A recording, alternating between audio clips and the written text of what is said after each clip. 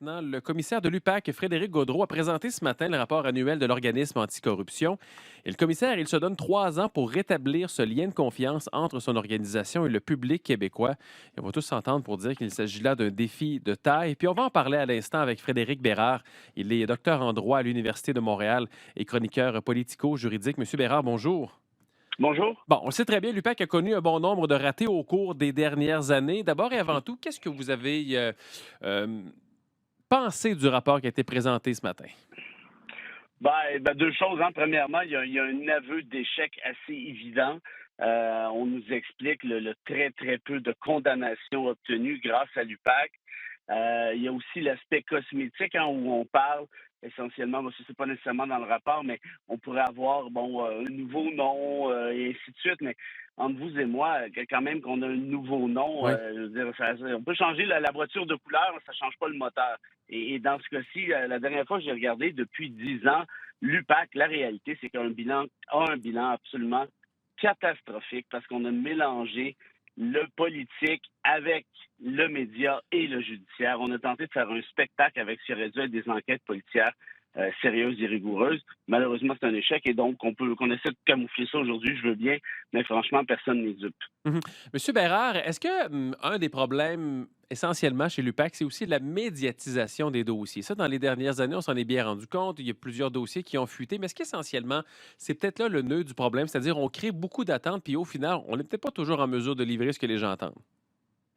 C'est un peu ce que je viens de dire, hein, essentiellement, c'est que l'UPAC s'est dépêché, vu la pression populaire provoquée notamment par la commission Charbonneau, Oui. l'UPAC s'est dépêché de balancer des nouvelles aux journalistes, des trucs qui, somme toute, n'étaient pas nécessairement toujours très légaux, hein, essentiellement. D'ailleurs, il y a une poursuite de l'ancien premier ministre Charest à cet égard-là. Et tout ça pour dire qu'on a donc augmenté les attentes de la population en disant, regardez, là, on les tient et ça s'en vient, et ainsi de suite. Alors qu'au final, il ne s'est passé absolument rien. Et pire que ça, à plusieurs reprises, les tribunaux québécois ont prononcé l'arrêt de procédure contre certains accusés en disant essentiellement, écoutez, l'UPAC a bâclé son travail, l'UPAC a mal travaillé, l'UPAC s'est dépêché, l'UPAC n'a pas suivi les procédures et ainsi de suite. Donc, tout ça pour dire que c'est une catastrophe, je le répète, mais c'est important qu'on le réalise parce que là, actuellement, il y a une espèce de campagne de réhabilitation Oui. d'un organisme qui nous coûte plus de 22 millions par année pour arriver à des résultats qui, somme toute, seraient probablement beaucoup plus efficaces, beaucoup plus probants si c'était un autre corps policier qui s'en chargeait. Mhm. Monsieur Bérard, on se rappellera bien sûr que l'UPAC, ça a été créé dans la foulée de la commission Charbonneau. Ça devait être à l'époque une instance là, qui était temporaire. Finalement, on l'a pérennisé. Est-ce qu'essentiellement, le problème, il est là aussi? Moi, je pense que oui, parce que, vous voyez, là, aujourd'hui, on essaie de surfer sur de vieux trucs. Je pense que la crédibilité est ruinée, notamment face aux tribunaux, comme je l'expliquais.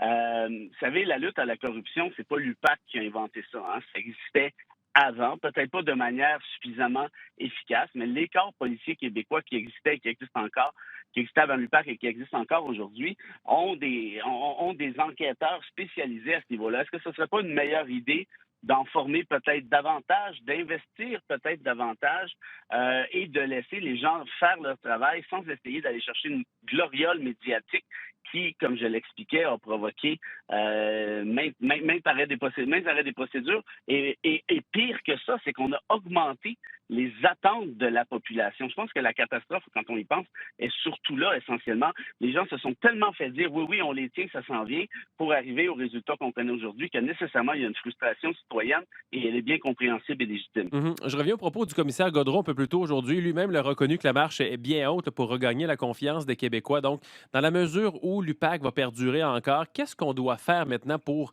rétablir ce lien de confiance? Qu'est-ce que l'UPAC doit faire pour aussi prouver, pour aussi justifier son existence? Ça, c'est la question qui coûte cher. Je ne sais pas c'est quoi le montant rattaché à votre question, mais un gros montant. Au moins, la question à 22,1 millions de dollars, qui est le budget annuel de Minimalement, l'UPAC. oui. Oui. En fait, je ne sais pas. Moi, j'aurais le goût de vous dire peut-être se saborder et repartir sur un autre nom, fait comme l'option, je l'ai moi-même rejeté il y a ça quelques minutes. Peut-être que l'idéal serait au contraire d'aller chercher des policiers de d'autres corps policiers. Je sais que ça a été suggéré de faire table rase. Parce qu'il y avait une espèce de promiscuité aussi entre Robert Laferrière à l'époque et Martin Prudhomme de la SQ, qui était son gendre, la conjointe de Prudhomme, qui était la directrice de la SQ, qui était la fille de Laferrière, bref, ainsi de suite. Donc je pense que moi, je repartirais le plus possible sous de nouvelles bases, sur de nouvelles bases et avec le leitmotiv suivant, cessez la médiatisation, cessez de chercher l'attention médiatique, faites votre travail parce que dans un État de droit, qu'on le veuille ou non, si l'État n'a pas de preuves contre vous, ben, il ne se passe rien, c'est tout à fait correct et ainsi d'or. Tant aussi longtemps qu'on n'aura pas cette preuve-là qui sera approuvée par le DPCP et qui se transposera en accusation formelle, cessez de donner des coups de fil à vos amis journalistes.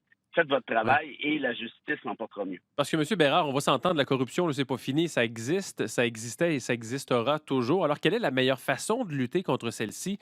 Tantôt, vous parlez évidemment qu'il y a des enquêteurs spécialisés, on pourra en former davantage, mais quand même, cette idée-là de créer une unité anticorruption, c'était pas une mauvaise idée non plus. L'idée était pas. En fait, moi, je l'ai jamais aimé, cette idée-là, Ah parce non? que je vais vous dire, elle a été créée. Ben, évidemment, si vous me dites, êtes-vous contre la corruption? Oui, c'est vrai. Dans Bien l'absolu, certainement, je vais vous ouais, je comprends, répondre. je comprends. On s'entend bien, êtes-vous pour la tarte aux pommes ou si je n'ai absolument rien contre? Sauf que dans ce cas très précis, rappelez-vous que l'UPAC a été créé en réponse à la commission Charbonneau, essentiellement particulière, simultanément à cette même commission. Et c'est cette pression populaire, cette pression médiatique aussi, est venue accompagner le travail de l'UPAC dès le début. Et ceci en fait en sorte, à mon avis, que je me répète, mais de travestir son boulot, de travestir aussi sa mission.